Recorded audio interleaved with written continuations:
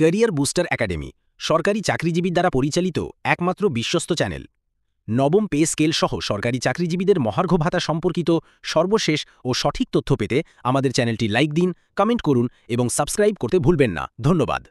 আমি একটা সন্দেহ করতেছি এই সরকারের এই পে কমিশন গঠনের বিষয়ে। আমার খুব সন্দেহ হইতেছে, কেন তারা 6 মাস দিল?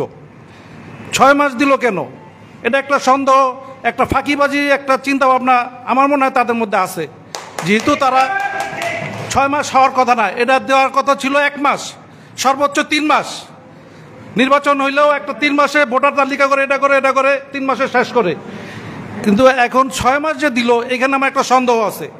আমরা কর্মচারী এখানে যারা আসছেন সবাই নেতৃবৃন্দ, বিভিন্ন মন্ত্রণালয় অধিদপ্তরের নেতৃবৃন্দ সবাই অবগত থাকেন এবং সতর্ক থাকেন। এই সন্দেহের ফাঁকি জালে যেন আমরা না পড়ি।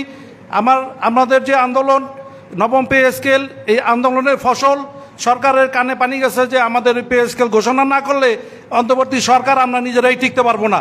কর্মচারীদের মধ্যে যেই জ্বালা, যেই আগুন জ্বলতেছে, এই আগুনের কারণে আমরা ওদেরকে একটা ফর্মুলা তৈরি করছে যে 6 মাসের মধ্যে পে স্কেল।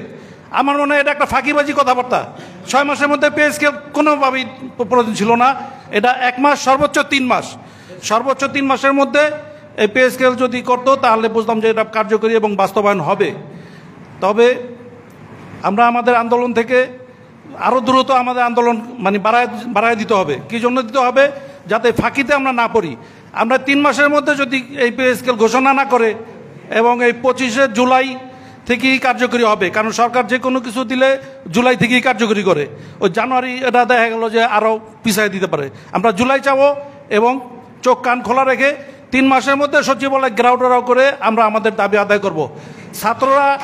ছাত্ররা 6 বছর 4 বছর পড়াশোনা কইরা তারা ফেসিস সরকার খেদাইতে পারছে, আর আমরা 30 বছর চাকরি কইরা আমাদের দাবিটা যদি আদায় না করতে পারি তাহলে আমাদের ব্যর্থতা আমাদেরই বহন করতে হবে।